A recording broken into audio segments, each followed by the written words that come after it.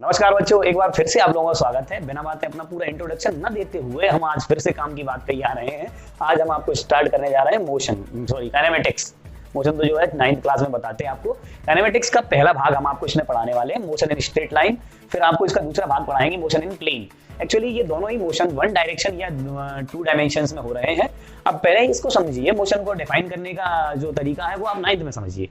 थोड़ा सा भी सुना दे रहा हूँ, फिर बाद बाकी आपको काम की बातें ही बताता जा रहा हूँ। जैसे कि कहा गया कि एक पार्टिकल की पोजीशन का चेंज होना ये मोशन है, पर मुझे ये भी ध्यान में रखना होगा कि उसके रिस्पेक्ट में दूसरे पार्टिकल फिक्स हों। कैसे? जैसे मैं चल के जा रहा हूं और ये बोर्ड भी चल के जा रहा और दीवार भी, तो आपको दिखाई देगा कि कुछ भी चल के आगे नहीं गया, क्योंकि जहां मैं था वही बोर्ड वही दीवार ऐसे था। मगर अगर क्या हो रहा होता, ये दीवार और ये फिक्स होती और मैं चल के जा रहा होता, तो तुम्हें पोजीशन का चेंज दिखाई देता। कब? जब ये फिक्स है तब। जैसे कि बस में बैठे हैं 2 इंसान और बस में बैठे हुए बस में मैं चल के जा रहा हूं और मेरे बगल में एक और इंसान बैठा है, वो भी चल के जा रहा है। तो फिर वो दोनों के हिसाब से वो तभी मोशन कहलाएगा जब कोई तीसरा आदमी उन्हें ग्राउंड से देख रहा हो। नहीं भी आपस में ही देख के कहते हैं मोशन हो रहा है, हाँ कुछ नहीं हो रहा भाई साहब, जो बैठे चैन से। तो हाँ, तो मोशन क्या है? पार्टिकल की पोजीशन का change with respect to fixed point. पर अगर फिक्स पॉइंट नहीं है तो फिर हम कहेंगे इसे relative term.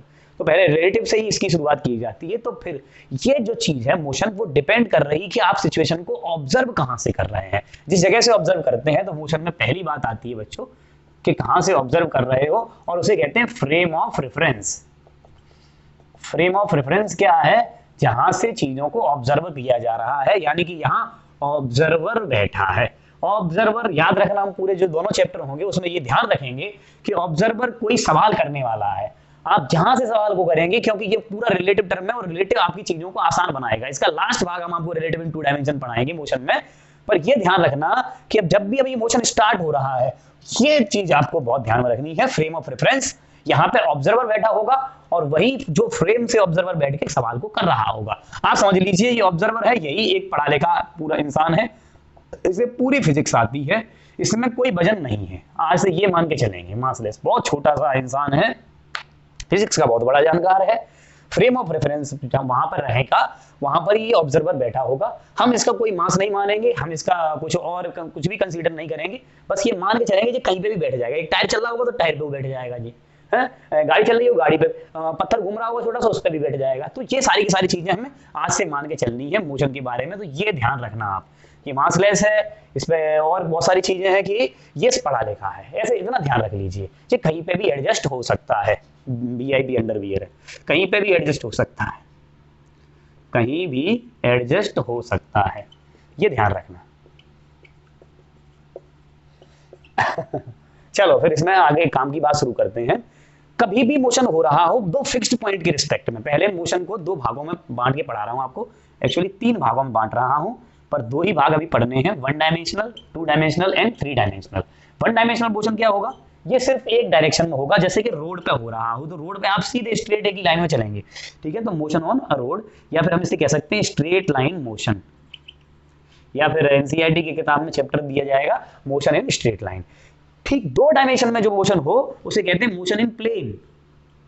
Motion in plane, plane में कैसे? जैसे मान लीजिए आपने एक पत्थर फेंका, ओहो, तो ये पत्थर गया तो थोड़ा आगे को भी बढ़ा, थोड़ा ऊपर को भी, हाँ तो आगे ऊपर दोनों डायरेक्शन में बढ़ता हुआ यहाँ गिरा, तो ऐसे आगे ऊपर बढ़ता हुआ गया ना, तो ये 2 डायमेंशन में मोशन हो गया। जैसे प्रोजेक्टाइल मोशन आगे हम पढ़ने वाले हैं। और 3 डायमेंशन मोशन क्या है? मान लीजिए आपके पास एक कमरा है और कमरे में इधर एक मच्छर है और उड़ता हुआ इस कोने में गया, तो ये तीनों डायरेक्शन में चला, एक्स डायरेक्शन में भी, वाई डायरेक्शन में भी और जेड डायरेक्शन में भी, पीछे की तरफ, ठीक? तो ये 3 डायमेंशन का मोशन हो गया, motion of insect in a room. हाँ, तो इस तरीके से हम ध्यान में रखते हैं। या फिर जो गैसेस हमारी चल रही हैं हवा में, तो इधर उधर 3 डायमेंशंस में मोशन इनका कंसीडर करेंगे। जब हम काइनेटिक थ्योरी ऑफ गैसेस पढ़ाएंगे आपको, तब इसको डिटेल में समझाएंगे। पर हमें अभी नॉर्मल इसमें 11th और 11th के कोर्स में ये 2 टाइप की मोशन पढ़ने, जेई नीट वगैरह, यहाँ से सारे क्वेश्चंस बनने वाले हैं, ठीक? तो पहले हम स्टार्ट करते हैं 1 dimension motion, motion in straight line. तो जब मोशन एक डायरेक्शन में हो रहा होगा तो 2 चीजें मुझे बड़ी ध्यान में रखनी है। एक चीज होगी लंबाई, लेंथ, क्योंकि जब मोशन हो रहा होगा तो पार्टिकल की पोजीशन में चेंज हो रहा होगा, उसे मेजर कैसे करोगे? पोजीशन का चेंज कैसे मेजर करना? पोजीशन के चेंज को मेजर करने के लिए हमें लंबाई नापनी है ना भाई साहब। तो लंबाई किससे नापी जाएगी? किसी भी इंस्ट्रूमेंट फीते से। तो फिर पहली चीज हम यहाँ ध्यान में रखते हैं लेंथ। तो लेंथ के लिए दो नाम आते हैं, एक आता है नाम डिस्टेंस और एक आता है डिस्प्लेसमेंट।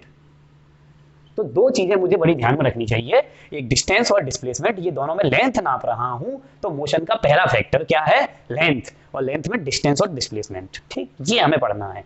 पर एक चीज और पढ़नी है इसमें बहुत महत्वपूर्ण, वो क्या है, समय। जैसे मान लीजिए मुझे यहां से आगरा जाना है, तो एक इंसान है वो आगरा चला जाता है, यहाँ से 50 किलोमीटर दूर आगरा है, और वो आगरा चला जाता है और 1 घंटा उसे लगता है। एक इंसान 4-5 दिन बाद पहुंचा आगरा, मरता हुआ गिरता हुआ, शराबी इधर चल रहा है।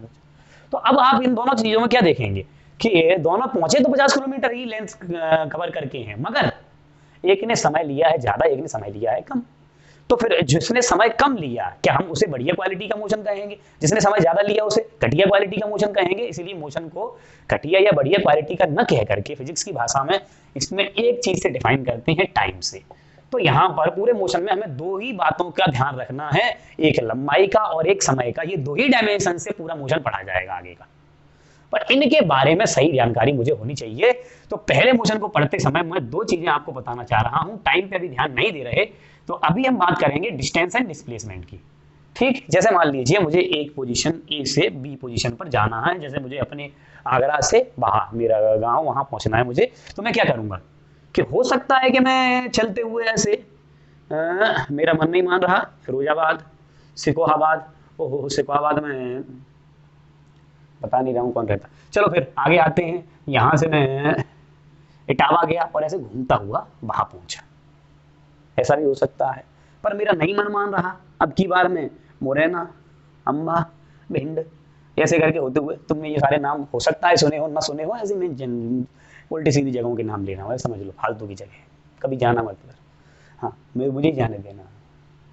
अच्छा, बचाना चाह रहे हो आगे बढ़ते हैं, या फिर मैं डायरेक्ट ऐसे भी चला जाऊं, तो आप देखेंगे कि मेरे पास एक पाथ ये था, एक पाथ ये था, एक पाथ ये था, और मैं इन तीनों पाथों को होते हुए ए से बी पहुंच सकता हूं। पर मैं ये ध्यान दूंगा कि ए से बी पहुंचने में जो सबसे शानदार पाथ माना जाएगा वो ये, क्योंकि इस पाथ को अगर चल के जाएंगे तो मुझे कष्ट कम पड़ेगा, कम लेंथ कवर करनी पड़ेगी। तो इस वाले पाथ को चलने के लिए एक्चुअली मुझे डायरेक्शन का ध्यान होना चाहिए। मुझे आगरा से बाहर डायरेक्ट पहुंचना है, तो मेरे पास क्या चीज ध्यान में रहनी चाहिए, डायरेक्शन। तभी मैं बिल्कुल सीधे रास्ते पहुंच पाऊंगा। डायरेक्शन नहीं ध्यान है तो मैं इधर को चल दिया भाई साहब, किसी ने कहा उधर जाओ तो मैं उधर चला, फिर किसी ने कहा उधर जाओ तो मैं मुंह उठा के इधर भी चल देता हूं, तो क्या उसमें डायरेक्शन की जरूरत पड़ेगी? नहीं। लेकिन मुझे अगर सटीक जगह पहुंचना है सीधे, तो मुझे डायरेक्शन की जरूरत पड़ेगी। तो ये जो सटीक जगह पहुंचने वाला दूसरा पाथ है, इसमें मैं शॉर्टेस्ट डिस्टेंस चल रहा हूं, और इनमें खूब सारी लंबाइयां चल रहा हूं। अगर मैं इस पूरी लंबाई को नापें और इस पूरी को लंबाई को नापूं, तो ये जो लेंथ में नाप रहा हूं पहले पाथ में और तीसरे पाथ में या दूसरे में भी, तो इन तीनों लंबाइयों को मैं क्या कहूंगा, डिस्टेंस। तो पहली चीज क्या है बच्चों, डिस्टेंस। तो डिस्टेंस क्या है, एक्चुअल पाथ लेंथ है, एक्चुअल पाथ लेंथ है जो हम चल रहे हैं। फिर डिस्प्लेसमेंट क्या है, इसमें एक स्पेशल टर्म आ रहा है, डिस्प्लेसमेंट। डिस्प्लेसमेंट जो है, जो आप शॉर्टेस्ट चल रहे हैं। देखो लंबाइयां तो तीनों भागों में चली, हाँ तीनों भागों में डिस्टेंस तो चली, पर डिस्टेंस की एक स्पेशल क्वालिटी जिसमें आप एक फिक्स डायरेक्शन में चल रहे हैं, सेकंड वाला केस, उसे हम कहेंगे डिस्प्लेसमेंट। तो डिस्प्लेसमेंट क्या है, शॉर्टेस्ट डिस्टेंस। अब ध्यान में रखने वाली बात क्या आई कि यहां सारी तीनों के केस में क्या मैं लंबाई ही नाप रहा हूं? हाँ, तो लंबाई नापने पर इसकी यूनिट क्या लिखूंगा, डिस्टेंस हो चाहे डिस्प्लेसमेंट, दोनों की यूनिट क्या हो गई बच्चों, मीटर। दोनों की यूनिट क्या हुई, मीटर हुई। ठीक, तो डायमेंशनल फॉर्मूला क्या हो गया, एल, सीधे सीधे एल को डिब्बे में बंद कर दीजिए। हाँ, ये डायमेंशनल फॉर्मूला हो गया, ये यूनिट हो गई। अब दोनों डिस्टेंस और डिस्प्लेसमेंट कैसे कैसे कैलकुलेट करने हैं, इसमें कैसे न्यूमेरिकल बनते हैं, 2-4 न्यूमेरिकल कराते हैं, फिर आपको बात ढंग से क्लियर होने लगेगी। कुछ भी इसमें नया नहीं है, 9th क्लास की बातें हैं प्रॉपर। मैं जानबूझ के थोड़ा थोड़ा धीमे आपको बताना चाह रहा हूं, जिससे आपको एक एक बात बारीकी से समझ आए। ठीक है, तो इसका एक स्क्रीनशॉट ले लीजिए, फिर हम आगे आपकी बात। तो डिस्टेंस एंड डिस्प्लेसमेंट पे कुछ क्वेश्चंस करते हैं बच्चों, उसी के साथ क्लैरिटी लाते हैं और एकदम से ढंग से समझते हैं। 4 से 10 क्वेश्चंस कराऊंगा आपको, और आपको बाद बाकी प्रैक्टिस खुद सीट से ही करनी है, उसकी लिंक डिस्क्रिप्शन में आपको मिल जाएगी। चलो, जैसे एक छोटा सा क्वेश्चन उठाते हैं आपके सामने। यहाँ लिख रखा है, एक पर्सन जो है ईस्ट की तरफ ट्रेवल कर रहा है 8 किलोमीटर, और फिर वो टर्न मारता है लेफ्ट और 5 किलोमीटर चलता है, फिर राइट टर्न मारता है और 4 किलोमीटर चलता है, और रुक जाता है, तब डिस्टेंस और डिस्प्लेसमेंट इसके द्वारा चला गया कितना होगा ये बताइए। तो हम पहले तो ग्राफ बना ले रहे हैं इसका, सॉरी एक फिगर बना ले रहे हैं जिसमें आप ये देख लें कि इंसान कैसे कैसे चल रहा है। और सबसे पहली बात मैंने आपको बताई रखी है कि हमेशा ईस्ट वेस्ट नॉर्थ साउथ इसी डायरेक्शन में आपको मानना है, ठीक है। तो इसी के साथ ये पर्सन चला, पहले ओ तेरी चलता है ईस्ट की तरफ 8 किलोमीटर चल लिया भाई साहब, ए से बी पहुंच गया, मान लीजिए ये चला 8 किलोमीटर। फिर क्या हुआ, वो लेफ्ट मुड़ा है। तो लेफ्ट कैसे, अब आप ऐसे जा रहे हैं तो लेफ्ट ऐसे ही तो मुड़ेंगे ना, तो लेफ्ट मुड़ के ये वाला हैंड लेफ्ट है तो ऊपर की तरफ मोड़ दीजिए और लेफ्ट मोड़ के इसको 5 किलोमीटर चला दीजिए। चलो ये यहाँ पर पहुँच गया 5 किलोमीटर चल के बी से सी, ये हो गया 5 किलोमीटर। ये थोड़ा तिरछा बना है, ये 90 डिग्री का एंगल है, ठीक है भाई साहब, ओके। और उसके बाद ये पर्सन क्या कर रहा है, 4 किलोमीटर चल रहा है राइट मुड़ के। तो अब देखो ऐसे चल रहे हो आप, राइट मुड़ जाइए और 4 किलोमीटर चलिए।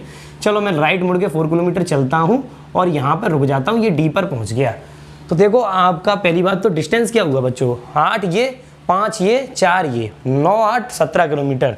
तो पहला आप लिख सकते हैं distance is equal to 17 kilometre, कोई खास बात नहीं, डिस्प्लेसमेंट भी कोई खास बात नहीं। आप यहाँ से लेके यहाँ तक का ये बताएंगे डिस्प्लेसमेंट। अब ये डिस्प्लेसमेंट कैसे निकालें, आपको मालूम है ये वेक्टर सी बी है और बिना वेक्टर की डायरेक्शन और मैग्नीट्यूड बदले आप उसे यहाँ पे भी लिख सकते हैं। देखो तो जितना ये है उतना ही ये है, इससे क्या फ़ायदा हुआ, जैसे सी डी है ना ये जितना उतना ही यहाँ पे हम बढ़ा करके लिख सकते हैं।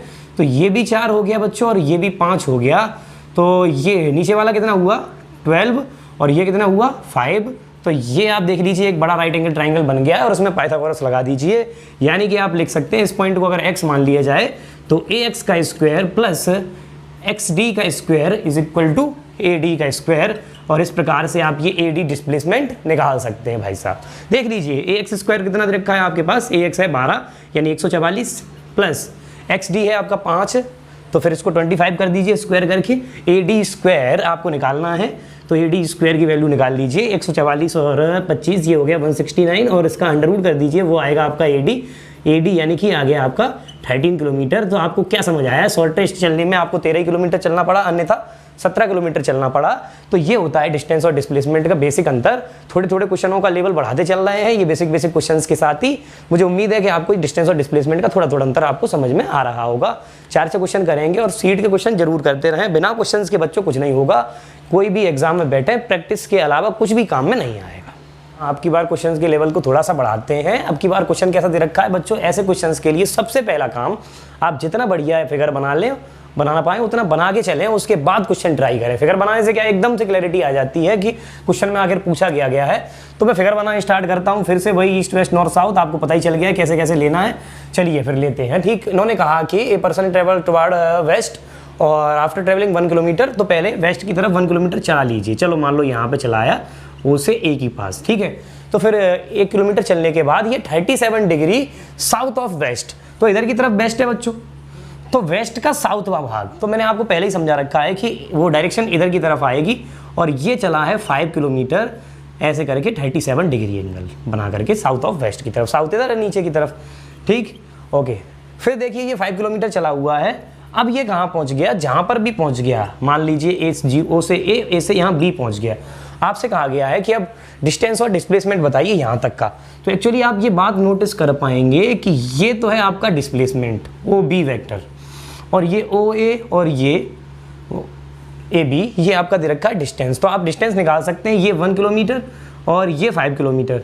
तो आपका डिस्टेंस जो हो जाएगा बच्चों, वो डिस्टेंस तो आपका हो गया 6 किलोमीटर। अब डिस्प्लेसमेंट निकालने के हम बताएंगे आपको 2 तरीका। एक तो आप कोऑर्डिनेट ज्योमेट्री इस्तेमाल कर सकते हैं। जैसे अगर मैं एक पॉइंट के कोऑर्डिनेट कहूँ तो आप पीछे की तरफ चल के आए, इसलिए मैं यहाँ लिख सकता हूँ -1,0, ठीक, ओके, क्योंकि negative direction -x axis west की तरफ। और ये अगर मैं यहाँ पे परपेंडिकुलर डाल लूँ, परपेंडिकुलर क्यों डाला, क्योंकि मुझे x कोऑर्डिनेट पता चल जाएगा और ये y कोऑर्डिनेट पता चल जाएगा। और ये हाइपोटेनियस पता है वो कितना किलोमीटर दे रखा है, 5 किलोमीटर, ठीक है, 57 ना समझे, ये 5 किलोमीटर को शॉर्ट में से लिख रखा है।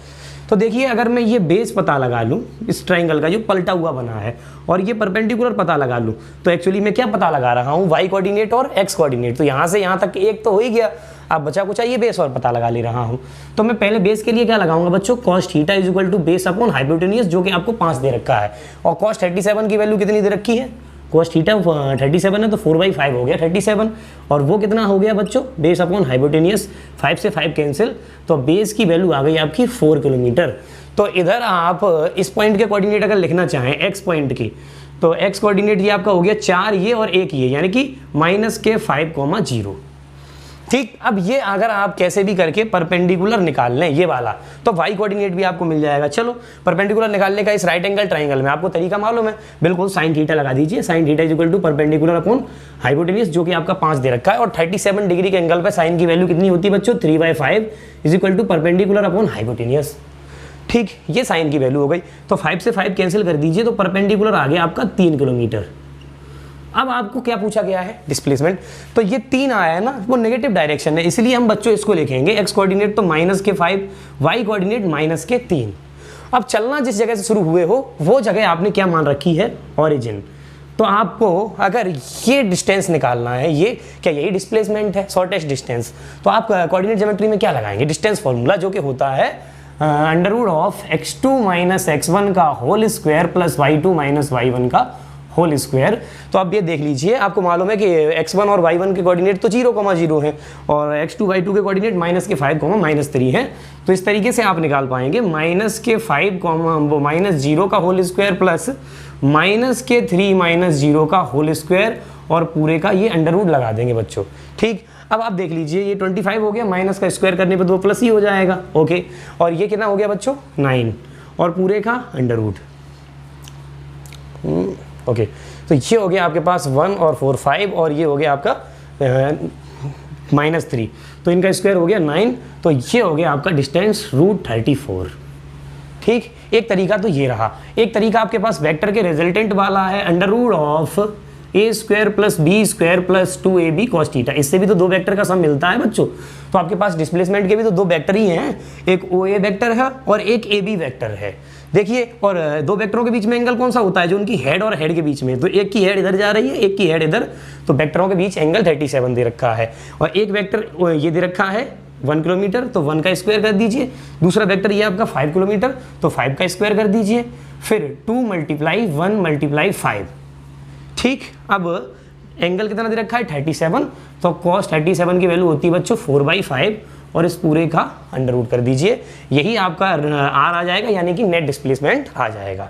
ठीक है, तो फिर आप इसको और सॉल्व कर लीजिए फर्दर, तो ये हो जाएगा आपका 1 + 25 प्लस 5 से 5 कैंसिल 8, और पूरे का अंडर रूट, जो कि हो गया 9 और 25, यानी कि √34। तो चाहे ऐसे करके कोऑर्डिनेट ज्योमेट्री लगा लीजिए, चाहे वेक्टर लगा लीजिए, या फिर 2 ही चीज़ें लगाइए। अभी तक ये बात समझने की है, डिस्टेंस और डिस्प्लेसमेंट में अगर एंगल भी दे रखा हो तो भी मैं कर सकता हूँ परपेंडिकुलर वगैरह डाल करके। ये फॉर्मूला भी एक्चुअली वहीं से बन के तैयार हुआ है। या फिर अगर एंगल 90 है तो सीधे सीधे मैं पाइथागोरस थ्योरम भी लगा सकता हूँ। ये दोनों तरीके आपको डिस्टेंस और डिस्प्लेसमेंट में। एक्चुअली हम क्या कर रहे हैं, यहाँ पर 2 वेक्टरों का नेट वेक्टर निकाल रहे हैं, जो कि शॉर्टेस्ट है। ठीक है, शॉर्टेस्ट डिस्टेंस ही डिस्प्लेसमेंट है, और जो डायरेक्शन के साथ आ रही है। ठीक है, ये बात हम आपको बता पाए 2 क्वेश्चन से। एक आध क्वेश्चन और बताते हैं, स्क्रीनशॉट ले लीजिए और ऐसे क्वेश्चन ट्राई करते रहिए। चलिए देखिए, एक नया क्वेश्चन अब की बार मैंने लिख रखा है यहाँ पर कि जो आपके पास एक क्लॉक है, ऐसे मान लीजिए ये रही आपके पास एक क्लॉक, और इस क्लॉक में बढ़िया सी अरे मनेगी नहीं, चलो कोई बात नहीं। ये मान लीजिए आपके पास क्लॉक है, और 15 मिनट के अंदर, 15 मिनट भाई साहब यहाँ से यहाँ होंगी, मान लो ये 12 है तो ये 3, तो 15 मिनट के अंदर ये मिनट वाली जो टिप है ना, ये कितना डिस्प्लेसमेंट चल जाएगी। और टिप की जो आपको लेंथ दे रखी है वो दे रखी है 2.1 सेंटीमीटर। ठीक है, तो 15 मिनट में कितना एंगल घूमा बच्चों, आप ये देख लीजिए 90 डिग्री, क्योंकि आप ये देख लीजिए 12, ये 1 और ये 2 और ये 3, ऐसे करके ही 2 3 घड़ी। हाँ ठीक है, तो घड़ी बताने की ज़्यादा ज़रूरत तो है नहीं।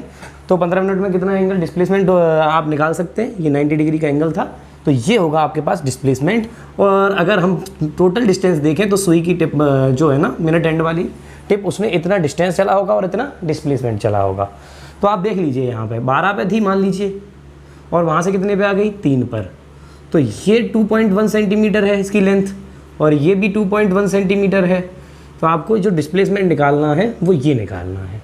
ठीक है, तो अब आप क्या करेंगे, पाइथागोरस लगा सकते हैं। पाइथागोरस लगाएंगे तो अंडर रूट ऑफ 2.1 का स्क्वायर प्लस 2.1 का स्क्वायर, ये आ गई आपकी टिप की लेंथ। ऐसे ही करके आपसे पूछा जा सकता है, कैलकुलेट था, इसमें 2-3 क्वेश्चन पूछ ले, 15 मिनट या आपसे कह दे 60 मिनट्स या आपसे कह दे 30 मिनट्स। ठीक है, तो डिस्प्लेसमेंट इन 3 जगह पे आपसे पूछा जा सकता है।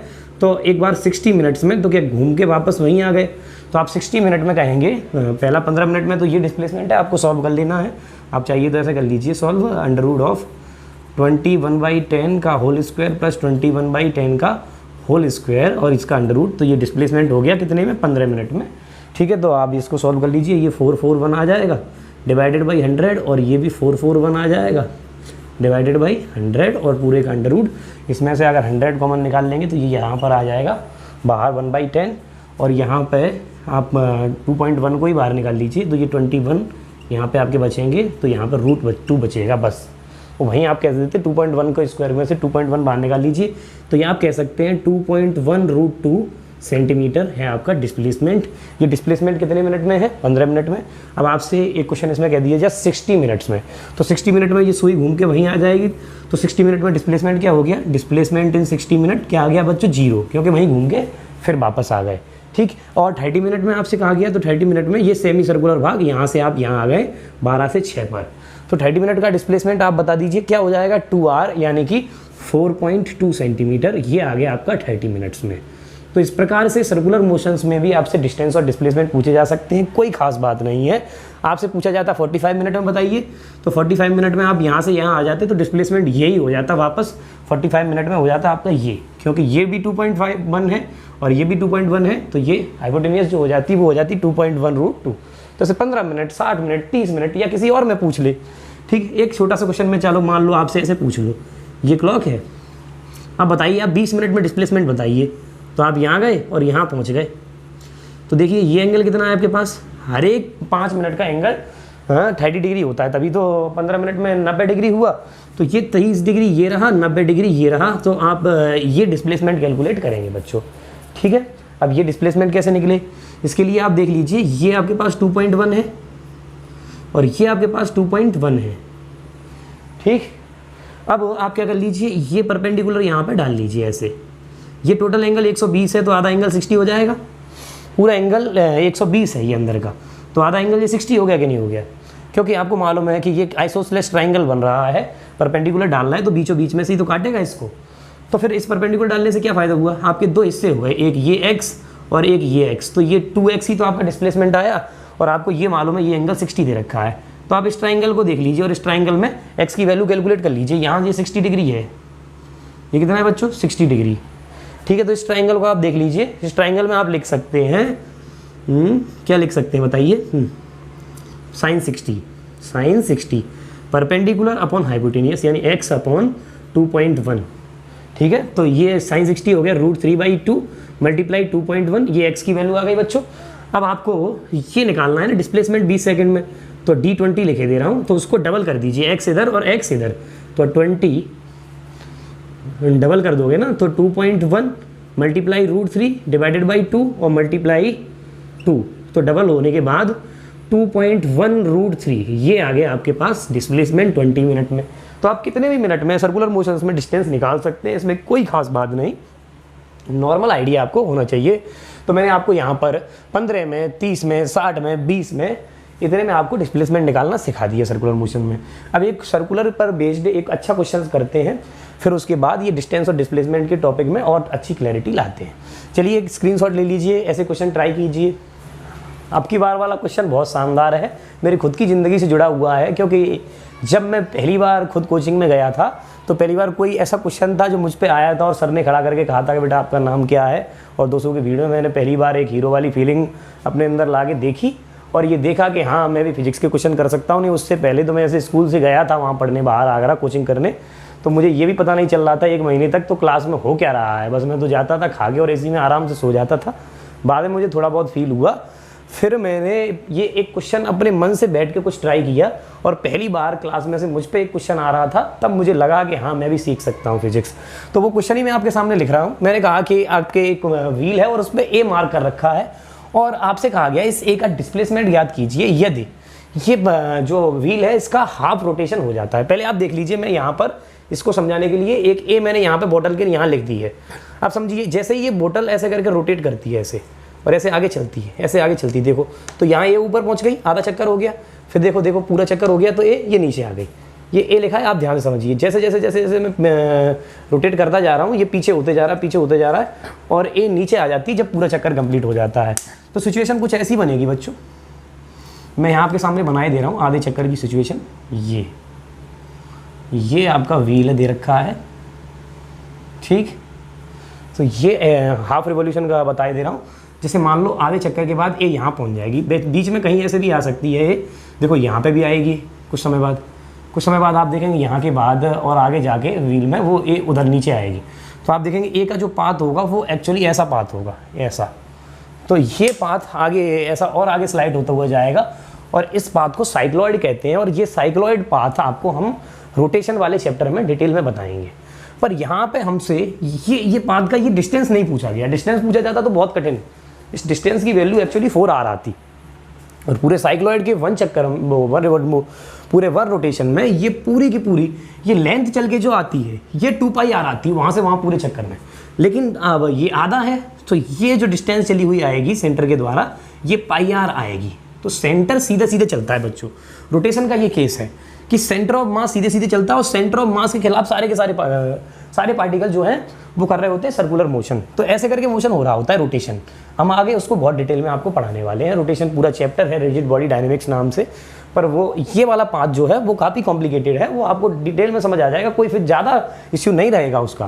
पहले नॉर्मल बात समझिए। अभी आपसे ये डिस्प्लेसमेंट पूछा गया है, आधे चक्कर में ए यहाँ से यहाँ पहुँच गई है, ये डिस्प्लेसमेंट, ठीक है। तो आपको ये पता चल गया आधे चक्कर में ये डिस्टेंस आपका πr हो चुका है, और ये डिस्टेंस आपका कितना है बच्चों, ये डिस्टेंस है आपका 2r, ठीक। तो ये डिस्टेंस हो गया आपका 2r और ये हो गया πr। तो आपसे ये डिस्प्लेसमेंट पूछा गया है यहाँ ए से यहाँ ए तक। मान लीजिए ये पॉइंट x है और ये पॉइंट m है, तो आप देख लीजिए एक राइट एंगल ट्राइंगल बन गया, ठीक है। तो मैं लिख सकता हूँ ax square is equal to am square, ऐसे बता रहे थे सर, इसमें कोई खास बात नहीं।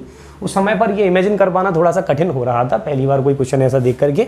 खैर अगर इमेजिन कर पाते हैं तो कोई टफ काम नहीं है, पर मैंने तो पहली बार किया था इसलिए मैंने आपसे ये क्वेश्चन आपको यहाँ दे दिया है। आप बहुत होशियार बच्चे हैं, आपके लिए कोई टफ काम नहीं, मेरे लिए टफ था उस समय, ठीक है। तो फिर मैं लिखूँगा am स्क्वायर प्लस mx का होल स्क्वायर।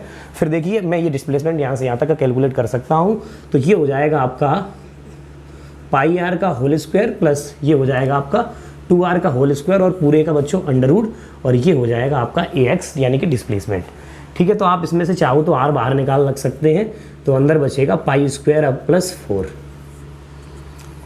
ठीक। ये 2r का होल स्क्वायर है, इसीलिए ये ax आपका डिस्प्लेसमेंट हो गया। डिस्टेंस और डिस्प्लेसमेंट में इससे ज़्यादा कुछ भी थोड़ा बहुत घुमा फिरा सकता है, आपसे सर्कुलर में घुमा लेगा, ईस्ट वेस्ट नॉर्थ साउथ और 10-20 बार घुमा फिरा के चला लेगा। उससे ज़्यादा डिस्टेंस और डिस्प्लेसमेंट क्या ही पूछ लेगा। आपको सारे प्रकार के एक एक क्वेश्चन जो आपसे पूछे जा सकते थे मैंने आपको बता दिए। बाद बाकी मैं क्वेश्चंस आपको यहाँ डिस्क्रिप्शन में दे दूंगा। आप क्वेश्चन जितने ज़्यादा ट्राई करेंगे बच्चों, मैं हर बार आपसे एक ही बात कह रहा हूँ, क्योंकि मैंने हर बार यही बच्चों से भी कहा है, कितना भी होशियार बच्चा हो, उसको कितनी भी नॉलेज हो, एग्जाम में बैठते समय नॉलेज काम नहीं करती, क्योंकि एग्जाम के समय पर बच्चा प्रेशर लिए बैठा होता है, बहुत सारी चीज़ें सोच रहा होता है। सोच रहा होगा कि वो अपने माँ बाप का नाम रोशन करने वाला है, यानी क्या क्या करने वाला है, पूरी जमाने में आग लगाने वाला है। ये चीज़ें उसके दिमाग में एक प्रेशर बनाती हैं। हमें प्रेशर से काम नहीं लेना है, और तो भी हम कितना भी कह लें तो भी प्रेशर लेंगे। इसीलिए एग्जाम में काम करती है शानदार प्रैक्टिस। प्रैक्टिस मतलब रिफ्लेक्स एक्शन। रिफ्लेक्स एक्शन आप जानते ही हैं, ठीक। आप बाइक चलाना जब पहली बार सीखे तब उस समय पर आप ये सोच कर रहे थे कि गियर डालना है तो सोच के, ब्रेकर पर गियर निकालना है तो सोच के, पर जब आप 1-2 महीने चला लिए फिर आपको इसकी ज़रूरत नहीं पड़ी। बिल्कुल वैसे ही जैसा आप क्वेश्चन करते हैं शुरू में तो आपको सोचना पड़ता है, लेकिन अगर आपकी प्रैक्टिस शानदार है तो अगर एग्जाम में बैठते हैं तो फिर क्वेश्चन के लिए आपको सोचना नहीं पड़ेगा, आप पूरा एग्जाम सही से पढ़ के आएंगे। आप किसी भी कंपटीशन में बैठिए, उसके लिए ज़रूरी है सिर्फ प्रैक्टिस, ठीक। हालांकि एक कोच ज़्यादा समझदार होता है बैट्समैन से, फिर भी शानदार बैटिंग जो है बैट्समैन ही कर पाता है बिकॉज ऑफ प्रैक्टिस। तो ये प्रैक्टिस ही आपको करनी है। जितने ज़्यादा क्वेश्चन आप कर पाएँ उतने कीजिए। इसमें बिल्कुल भी ये मत सोचिए कि कौन सी किताब करूँ, कौन सी टीवी भी, जहाँ से मिल जाए वो करते जाइए। तभी आपकी शानदार प्रैक्टिस होगी, फिर आप किसी भी एग्जाम में बैठ जाइए, बिल्कुल नहीं रुकने वाले। मैं इसी के साथ अपनी बात खत्म करता हूँ। आज का दृष्टांत इतना ही है आपके लिए। आप क्वेश्चन करते रहें और कमेंट बॉक्स में मुझे बताते रहें, इससे मैं और बेहतर अपना काम भी करता रहूँ। तब तक के लिए धन्यवाद, नमस्कार।